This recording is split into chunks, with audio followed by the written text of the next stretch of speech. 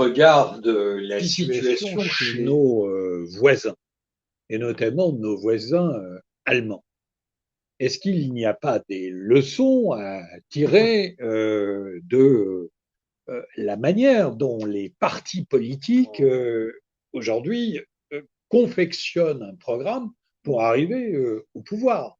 Je rappelle que derrière les élections au Bundestag, il y a au mois de septembre dernier, il y a eu 2 mois de négociations entre les partis politiques pour élaborer un programme de 180 pages qui est à même d'inspirer un lien de confiance et en tout cas de mesure du respect des engagements pris, indépendamment des événements internationaux qui peuvent survenir. Donc, question aux spécialistes que vous êtes, est-ce que du côté de nos voisins allemands, il n'y a pas des leçons à tirer pour notre propre système démocratique? Alors, moi, je vais vous dire très franchement, j'aimerais qu'on s'inspire beaucoup plus du système allemand. Après, la question, effectivement, c'est un peu simple de dire ça comme ça, hein.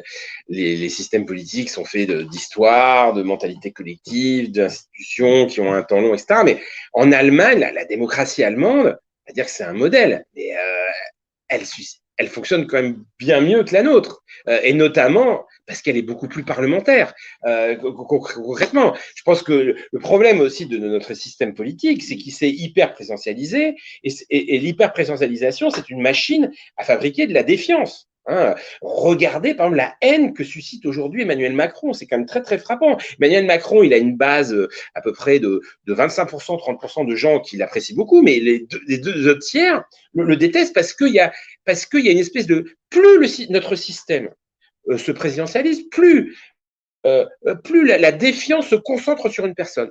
En Allemagne, la situation est vraiment très, très différente. Comment on vote en Allemagne? D'abord, c'est un système proportionnel, donc qui favorise le vote de conviction. C'est-à-dire, au premier tour, il n'y a pas ce mécanisme de vote utile qui est une machine à fabriquer de la défiance, hein, qui est machine à... en fait, on va voter pour le parti politique dont on est le plus proche. Et ce parti-là va être représenté.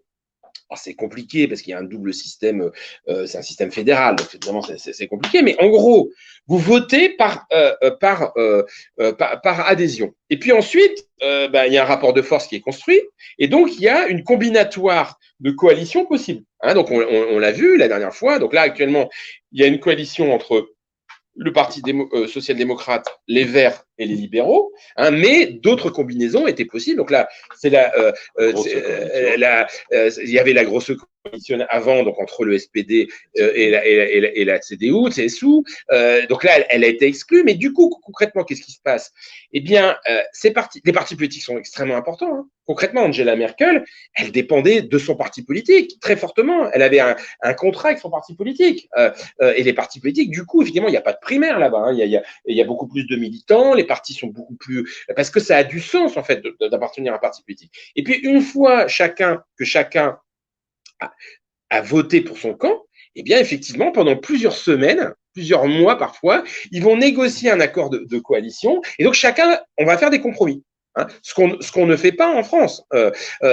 Et voilà. Et donc, alors, je dis pas que le système allemand est transposable, mais enfin, ça produit quand même de l'efficacité de l'action publique, de la légitimité, de la stabilité, moins de défiance à l'égard du pouvoir politique. Et puis, peut-être que c'est un des facteurs aussi de la réussite économique de l'Allemagne. Je ne suis pas sûr, pas l'unique facteur, mais voilà, je pense que notre système n'est pas assez représentatif. Il faudrait introduire de la proportionnelle. Il faudrait que l'élection présidentielle ait un rôle beaucoup moins important. Pourquoi pas inverser, par exemple, le calendrier présidentiel? Bon, hein, qui avait été changé en 2002. Imaginons qu'on vote pour les élections législatives avant l'élection présidentielle en France. Ça n'a pas besoin de changer la Constitution pour ça. Non. Et ça aurait des effets, moi je pense, positifs, même si je ne me fais pas de doute, je ne suis pas sûr qu'un jour, voilà, ça dynamiterait le système. Oui, il suffirait qu'il y ait une dissolution, par exemple. Oui, c'est vrai. Oui. C'est évidemment en France, l'élection du président, l'élection présidentielle surplombe tout le reste.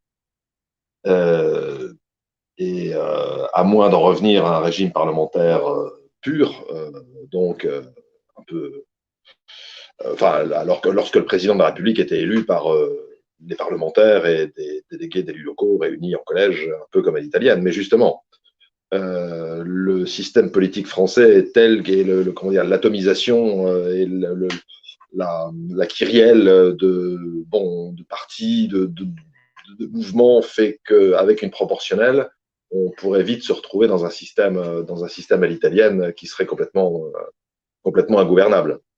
La démocratie italienne existe, mais on a l'impression que vous n'osez pas dire qu'on est quand même au bout de la Ve République. Oui, mais ça, je pense qu'on est au bout. Oui, tout à fait. Ben, voilà, on peut le dire, en effet. Et d'ailleurs, je voulais juste dire que j'ai l'impression que le président de la République, candidat Emmanuel Macron, en est lui-même conscient parce qu'il l'a dit. Ouais. Il a dit, après cette élection, le fait majoritaire ne suffira pas. Ouais. Ne suffira pas. C'est très intéressant. Moi, je pense en effet, pour le coup comme lui, que non seulement il ne suffira pas, mais je pense même qu'il va s'épuiser lors des prochaines élections législatives. Je pense même qu'on est peut-être en train on est peut-être sur une sorte de bascule de la Ve République où il y aurait une décorrélation entre la majorité parlementaire et la majorité présidentielle. Encore faudrait-il que les gens aient voté aux élections législatives. Et moi, je crains que le mécanisme de l'abstentionnisme différentiel, c'est-à-dire que les électeurs du camp qui ont gagné se mobilisent beaucoup plus que ceux qui ont perdu, maintiennent encore ce fait majoritaire, mais le vide totalement de sa substance. Mais c'est en cela que l'abstention n'est pas la même chose que le vote blanc, malgré tout. Malgré tout.